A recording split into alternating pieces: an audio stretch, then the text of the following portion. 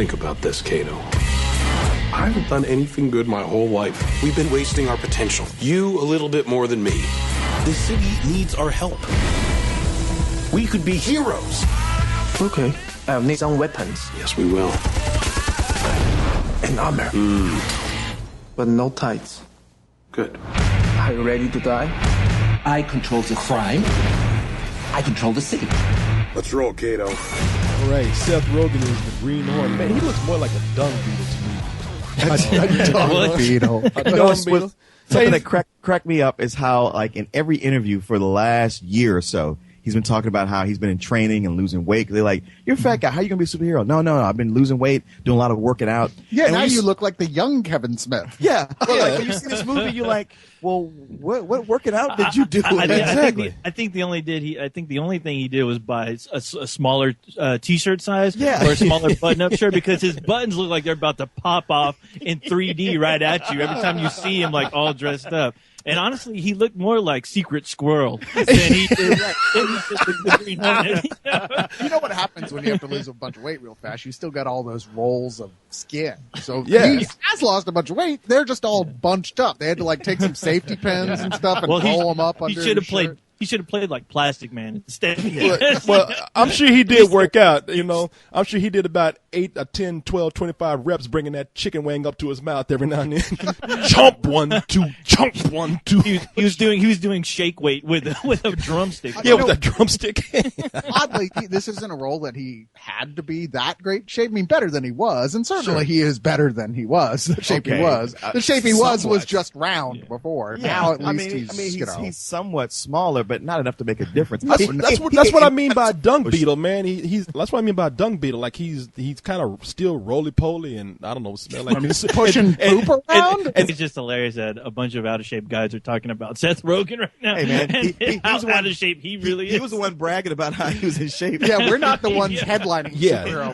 No, we are very comfortable with our bucket of KFC right now. So he's giving us hope, guys. Come on. But Seth Rogen here is playing basically kind of a loser, partying, eating chicken wings type of frat boy. No. It's not too weird for him to be slightly overweight still. No, he is playing Seth Rogen as the Green Hornet. See, I was going to say, I'm happy to see Seth Rogen stretching himself as an actor and doing something different. Well, he did actually co-write the script. It's true. Yeah, I mean, and obviously he put a lot of himself into it. And Leon, I want you to name one other movie where he wore a green mask and a fedora. See? It's a little something different. There you go. Oh, see, I thought there actually was one. I was waiting for the answer. It's like, really? There's another one? You know what? There's got to be a bunch of videos of him getting high, and I wouldn't be surprised at all if there was him wearing a green mask. Yeah. If he was getting high, though, at least it would have added some dimension to his character, because I tell you what, man, after watching this movie, it's like, wow, I'm still convinced that the Green Hornet is still the most uninteresting superhero that has ever been published anywhere. Yeah. You know, he started out as a radio show. It's one of those things where it was like kind of around the same time as the Lone Ranger. In fact, they even made them related. No, he's the great nephew of the Lone Ranger. Yeah. What the fuck?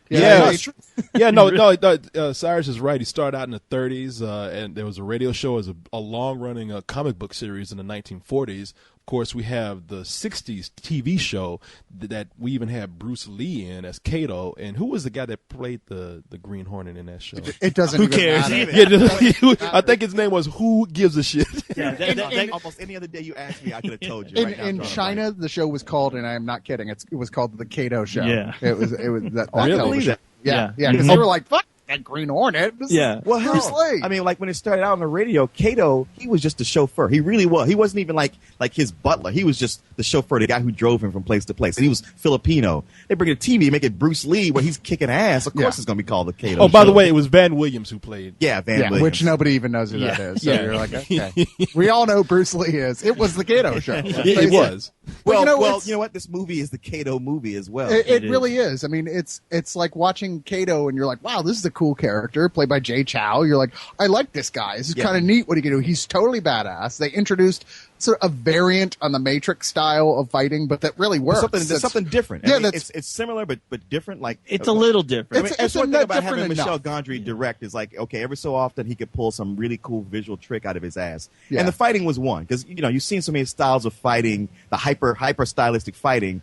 It's like, well, who can do something new? And he found a way to do something not incredibly original, but still something fun to watch. New enough that it wasn't boring. Like, goddamn, we've seen this a billion times before. As well, also about this character I liked is that he's not. I was so afraid they were going to make him just totally stoic versus Seth Rogen's comedy character. But the thing is, he's much more human and believable and likable than Seth Rogen's character is. Well, they make both these guys when they meet each other. I mean, they have this bond where, they've all had to deal with the Green Hornet's shithead dad, who's like a complete asshole. Who Tom Wilkinson. Yeah, Tom Wilkinson. Yeah, which I was like, well, they keep saying he's an asshole. I'm like, look, if I had a fuck up for a son like this, I might be a little asshole-ish to him myself. So even is that what the story is? So because I'll be honest, I don't know anything about the Green Hornet. I never even watched the show. So the story, which is actually not all that different from the original versions of it, really. I mean, it's concept. It's changed along the way, bits and pieces here. But the idea is that Tom Wilkinson plays this huge newspaper publisher. He's got a lot of integrity. He's very well respected in his town, therefore completely fictional. Yeah. And his son is just the guy lives in a goddamn mansion. Nobody working on a newspaper lives in a mansion. No one at the Statesman over here. Living in a mansion. Back in the days of William Randolph Hearst. Well, it was created in the 1930s. So, just saying. Back then, sure. The one thing they couldn't update.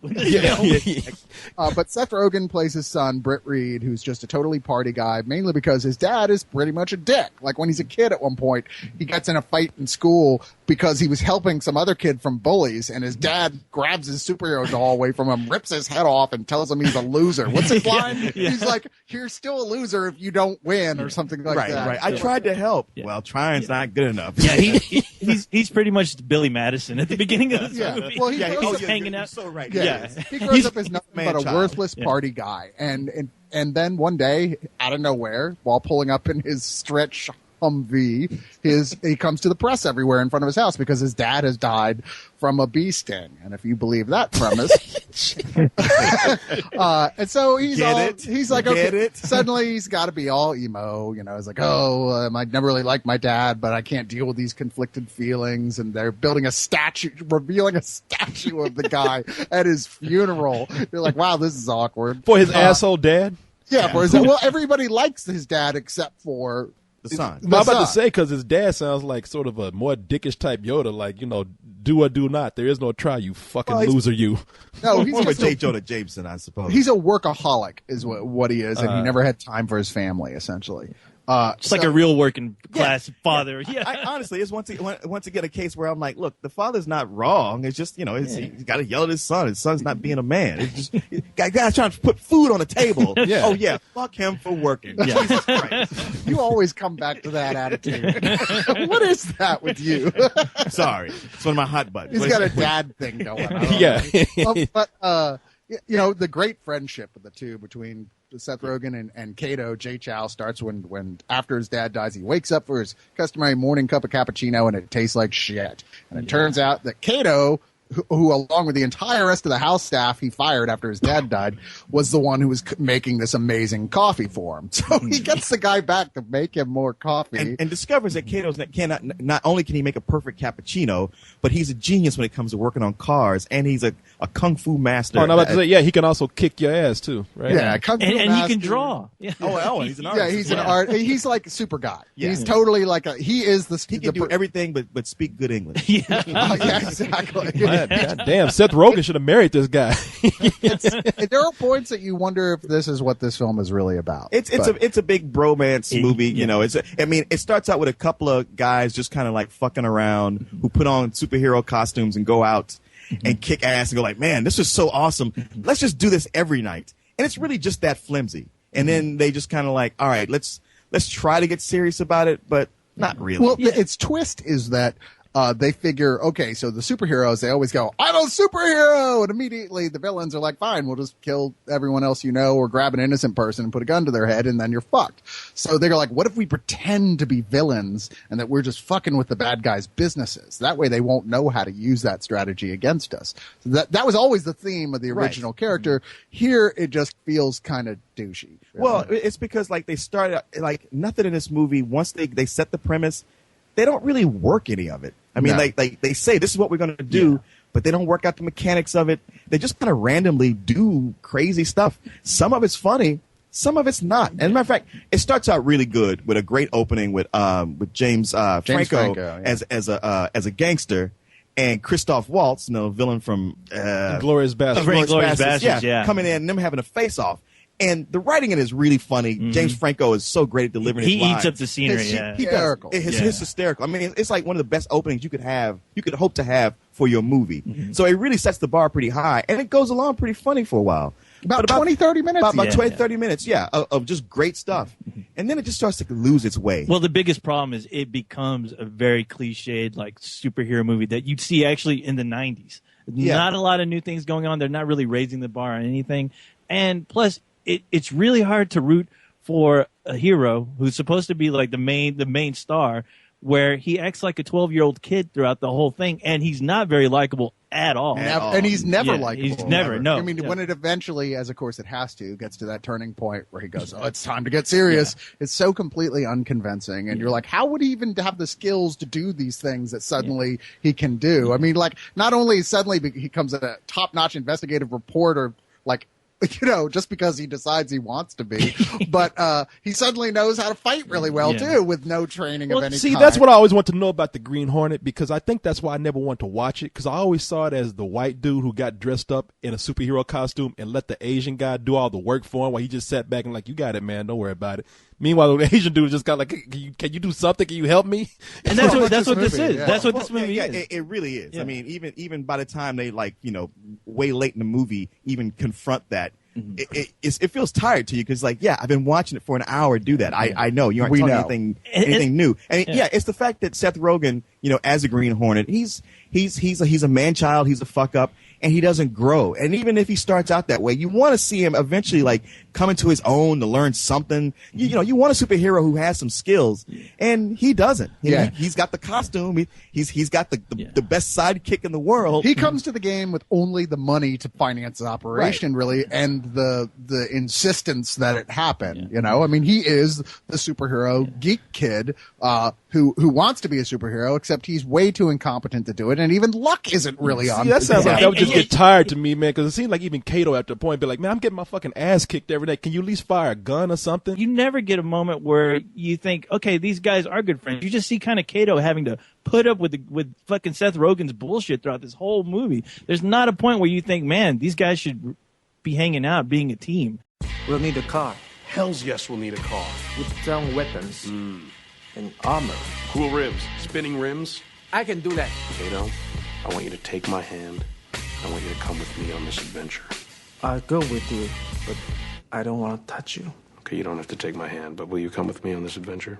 It's kind of, I'm not gonna. It's not racist. It's just, it's upsetting watching the stuff that Seth Rogen's character Britt Reed does to Kato, to Jay Chow, the way he treats him. After a while, you're like, look, man, fuck that guy. You are a superhero. Yeah. You don't need his money. Trust me, you can get a job anywhere doing anything you want with your crazy, insane. The guy makes a fleet of Green Hornet, like James Bond tricked automobiles in a week. Yeah. Okay. The Black Beauty. Yeah.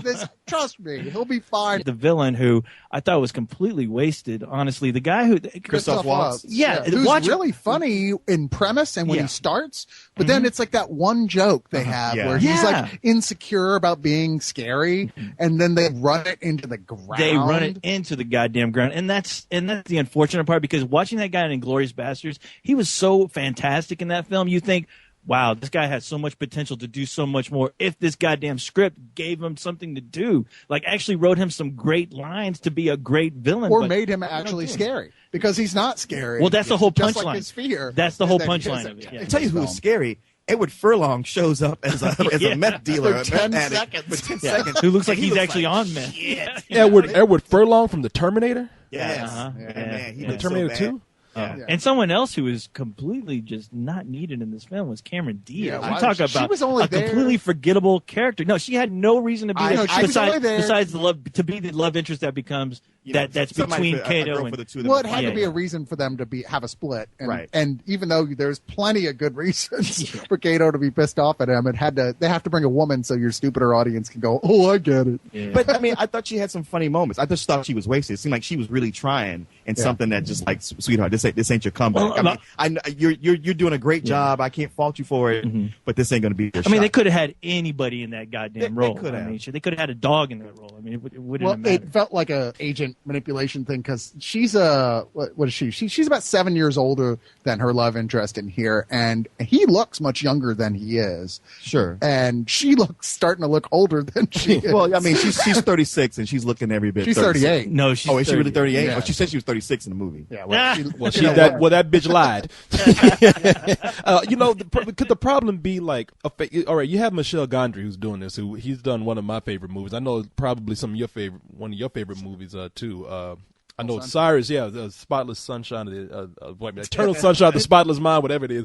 I love that movie. It's one of my favorite movies. John Malkovich is my favorite. That's not Michelle. That's not no, him. it's not. Oh, I get all those artists confused. I know. Just be quiet. You don't know no art films unless it's got a fighting dragon. Same right. I know. The co-host, unless it's got a dragon with some titties in it, you don't know what. That's what the movie needed, guys. The sad thing about this is there are moments that you really see Michel Gondry and what he had to give in. I mean, give to it. I mean, there's visual stuff in here that is truly really neat. Like I said, there are high points in this film that are so high, and some of them are the stuff that he does visually. Well, I was going to ask you, could it possibly be that in his attempt to do something different, which is sure, I'm sure is the reason why they got him in on this, is because he tried to make it too humorous? No. I don't think it was him that tried to make it too humorous. It's It's the script. I mean, it's Seth Rogen and his writing partner Evan Goldberg. They write all their movies, and it has such a feel of Pineapple Express. Like this is their thing. This is what they do, and at times, especially in the beginning, it works. It's just that there comes a point where it starts to get old. Like Seth Rogen. Like there's so much in the movie I still continue to like, but Seth Rogen, he himself, I just got tired of after a while. Yeah. It was too much Seth Rogen. It was just diminishing returns from that joke, that one-note joke that, hey, he's an obnoxious man-child who means to do well, but he's such a douchebag, who cares? And you're waiting for him to redeem himself, and it just, when you think it's coming, it really doesn't. But as far as, the one problem I really did have with this film, the one that really upset me was, it's Michel Gondry, who's, what was it? Who's a genius. Sunshine of the Spotless Mind. Well, the movie he did, The Science of Sleep, which is one of my favorites that he did. I really thought that this movie could have been directed just by anybody. It could have been directed by Judd Apatow. You would have never have known. Honestly, the only scenes in here that looked like they had some kind of just interesting bit were the fight scenes, but that was it. And those were kind of spread out, not enough to keep me interested in this movie. Because honestly, I was like, wow, Michel Gondry, this wasted honestly, I thought the movie was shot in 3D. Apparently, it's not. It's not, because it looked like it was. It's just I heard it. I read it was converted. It was just really converted. Because if that's a conversion, that's a good conversion. It was a good conversion. Yeah, but the thing is that he really didn't push the limits to what I think that guy can do with 3D. I thought it was kind of lazy on his part, the way he directed this film. I didn't see that many opportunities to do much more. Yeah, I thought the 3D felt like it just jumping on the bandwagon, but I actually liked what Michel Gondry did add to the film. I thought that, like I said, I thought the fight scenes were kind of neat. I thought that the car chases, of which there are many, were really well handled and exciting to watch. Yeah. I thought every time there's action, pretty much, this film is really firing, generally speaking, except towards the very end, where you're so confused over some of the changes that have suddenly happened. And it could be a script that just was going through so many changes too. It was. Because there was supposed to be like Stephen Chow was supposed to direct at one time, but there were so many other versions with this. Stephen Clooney. Chow wanted to do a whole thing where Kato put a microchip in the back of Seth Rogen's head so he could control him with a little joystick when he got into fights. Next, where he turns into Looney Tunes. Yeah, and they were supposed to have like George Clooney and Jason Lee playing this at one time, and But I don't know. The thing is, I expect much more from Michel Gondry than another goddamn scene where two guys are in a car singing songs to each other. Yeah. I was like, really? You're going to Kick-Ass already did that. You're going to retread on that once again? Once again, that's not Michel Gondry, though. That's the script. Yeah. So, but he doesn't have, he's in charge. He's the director. Man, let's face it. Seth Rogen have to is shoot the star. that. Yeah. He's a bigger name. He's financing it. He wrote it. Seth Rogen was in. Well, you know what? Which is why I think this is a movie that Michel Gondry did. I think this is more of a business decision. I'm sure they're like, "Hey, shoot this film, and then we'll give you like a 3-picture deal where you can shoot whatever you want after." Hopefully, this. that's a deal because I would like to see anything you want to do by Michel Gondry. Yeah, but unfortunately, this is not a Michel Gondry film. Don't go to this. Yeah, if you're a Michel Gondry fan, going, I hardly wait to see this. This should be cool to see what he does with superheroes. Because, like I said, I think he did a perfectly competent job as a director. It's competent. As good as he could have possibly done, and even at points with a certain amount of nice flair. But the script is what it is, which is all over the goddamn place. It is. And the thing is, I mean, man, we've been really ragging on this film. Yeah. But I walked out of it feeling much more positive than negative.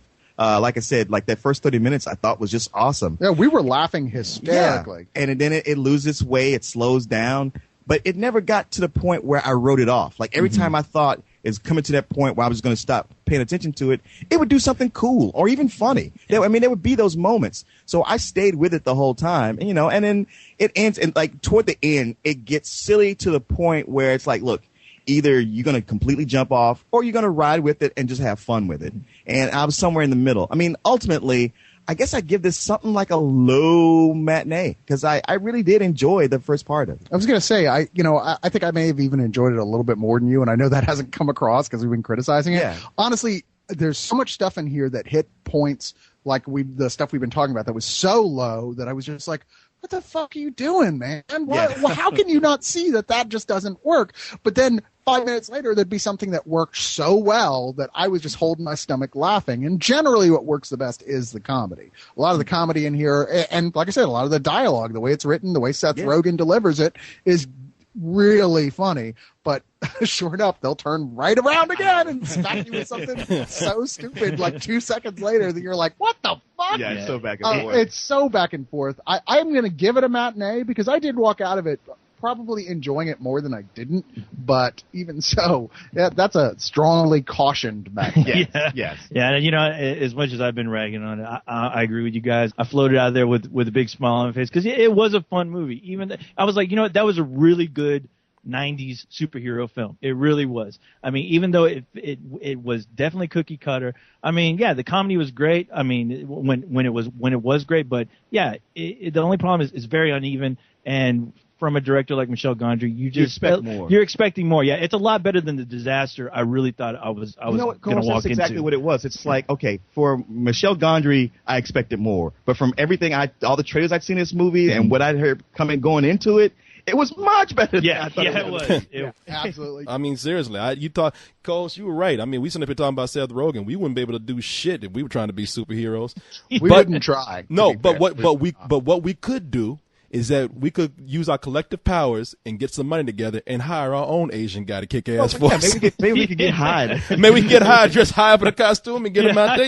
We just push him out there and watch him get beat up. Yeah, shit. Asian people, if you know karate, you got a business right there. Just hire yourself out to want to be fat ass superheroes. Well, you guys are gonna have to hire for me because right now he's working at my co-host condom factory right now.